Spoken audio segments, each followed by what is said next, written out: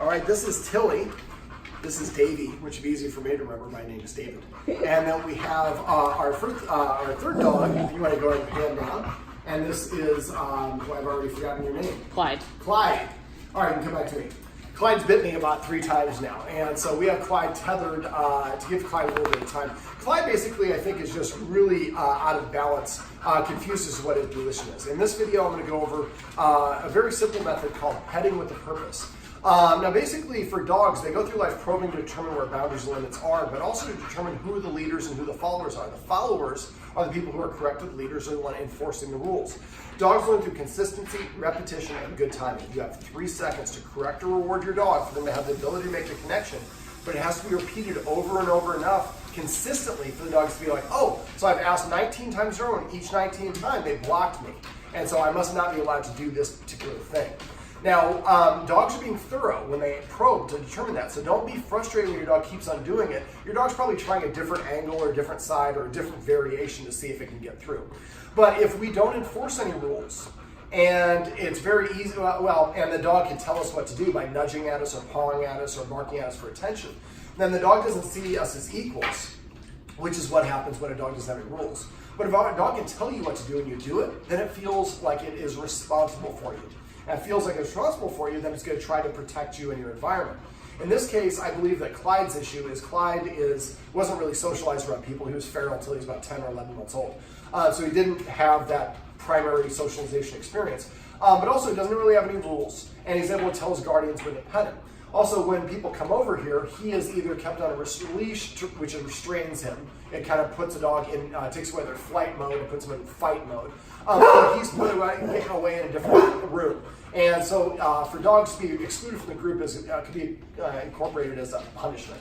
And so basically he might think every time somebody comes over, I am punished, so therefore I like people even less each time people come over. And so what we want to do is make sure that he starts to identify as being in the follower position.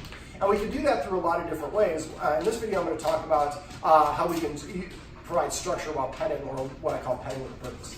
So if a dog comes up to me and nudges me for attention, or paws me, or barks at me, and it's telling me what to do, if I do what it wants, then I'm validating, yes, you're in charge of me. So what I'd like the guardian instead to start doing is to stop petting the dogs completely, unless they do something to earn it. That's where I got bit. I appreciate if you don't let me there. So to earn it, they can do something like sit, lay down. I recommend not shake, because if you like this, you must really like this, or this is the way dogs look at it.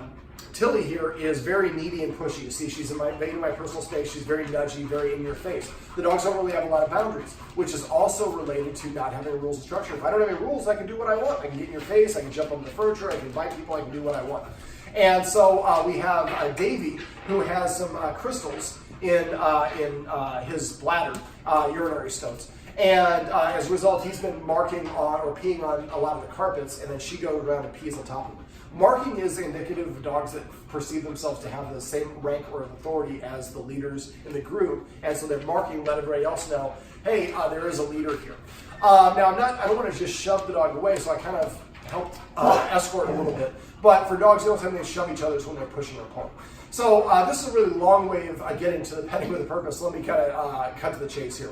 For petting with a purpose, when the dog nudges or tells you what to do, nothing is going to happen from now on. From now on, the only thing that's going to happen is you're going to tell the dog to do something like sit, sit.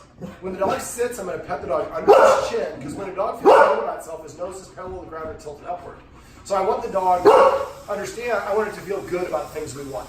So as soon as the dog sits, then I can pet it for as long as I want to, because the dog has done something I've asked it to do, so now I'm rewarding it for obedience. Now, if the dog's already sitting, I might ask it to come sit over here, or I might ask it to lay down. Not literally. In this moment. After a while, what will happen is the dog starts to understand that when I tell the human what to do, nothing happens. But when the human tells me what to do and I do it, I get rewarded. There's a benefit. There's a payoff for me to listen to the humans. Now, we want to say just the word sit, like I mentioned earlier, not good sit. A lot of us have a tendency to caveman talk our dogs, or talk way too much when we're training our dogs. If you come home and you have a crappy day and your dog's, you talk to your dog, you believe that woman cut me off, and who is she? She was in the wrong. That's fine. But if you're telling your dog to do something and you use a whole lot of words like, oh, what a good sit.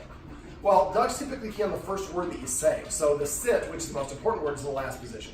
So you want to say just sit or just crash, which is my word for lay down, or whatever it is. So the dog is going to start to understand that it can only get attention for doing something. So I can't tell the humans what to do anymore. That's a leader's mindset. I have to ask, which is a follower's mindset. Not only do I have to ask, I have to pay for it. And how do I pay for it as a dog? Through a currency of obedience. After a while, what will happen is the dog will come and sit in front of you to prepay for the attention. Now, right now we have 3 dogs in the house. And so if one dog comes and getting petted, the other dog probably comes and gets a little bit closer and starts nudging, and then the guardian probably pets them both. Well, then I'm letting the second dog steal from the first dog, because I was giving the first dog my full attention. So when the dog comes and does that, I usually hook them by the collar and hold them at their arm's length, and then I continue petting the first dog as much as I want. When I get done petting the first dog, if the second dog was calm, then I would turn and give it attention if it's sad or did something to earn it. If it didn't, then I wouldn't give that dog any attention. Otherwise, we're training and rewarding our dogs for trying to tell us what to do, and that reinforces that that leader's mindset. Now, I had a woman in Santa Monica, and, well, thanks, this makes it easier for demonstrate. So I'm explaining this to her, and she goes, well, and she's doing this. She's petting her dog. She goes, well, I have a question for you, dog man. A lot of people call me dog man. I said, well, I'm going to ask you to stop petting your dog real quick.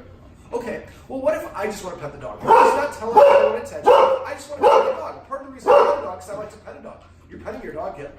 I'm sorry. It's okay, just hold off on petting your dog till we get done with this. Okay, but the other thing is my doctor actually said it's also good for me to pet my dog. You're petting your dog yet? 3 times in the course of 15 seconds of me asking her not to pet her dog and her intending not to pet her dog, she involuntarily reached over and petted her dog. We won't realize how often we do it. Now, are you home alone? Often. Yeah. Okay. If the boyfriend or a friend is over here, I'd like you to incorporate them in this, and what we want them to do is tell you the word paycheck. So if someone says paycheck to you, that means that they suspect you may be petting the dog without a purpose. So if you get up, they get up to use the bathroom, and they come back in, and you're petting Davy, and he's standing, excuse me, and they say paycheck, you just stop petting, tell David sit. When he sits, you pet him under his chin, say sit, then say, I actually asked the dog to sit before he came in the room. When he came down the stairs, he stood up and I continued petting him. And David, the dog behavior, said that's okay, which it is. Okay. Now, that will help you. Now, it's going to be really hard for you not to do it because you're here by yourself. So just put some Post-it notes around to help remind yourself not to do this. Now, to answer her question, if you do want to just simply pet the dog's not demanding attention, it just wants attention from you. I still would like you to ask the dog to sit or lay down or do something to earn that affection. These dogs, all 3, for different reasons, need to start to see and identify you as being the authority figure. We're not going to do it through dominance or force or punishment.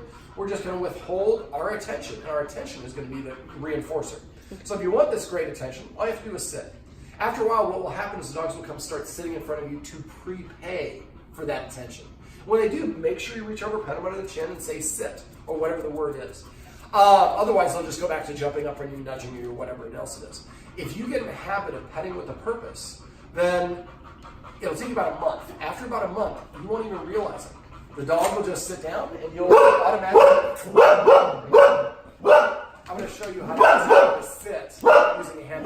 So I'm taking my hand. Sit. So I just go and mark the dog's head until it sits, and I lick the chicken off my hand. Okay.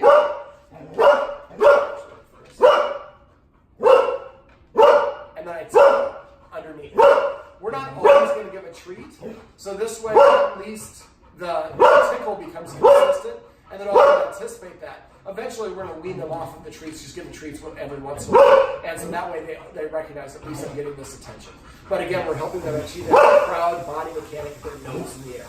Okay. All right, well, this is what I like to refer to as petting with a purpose. Sit. Sit.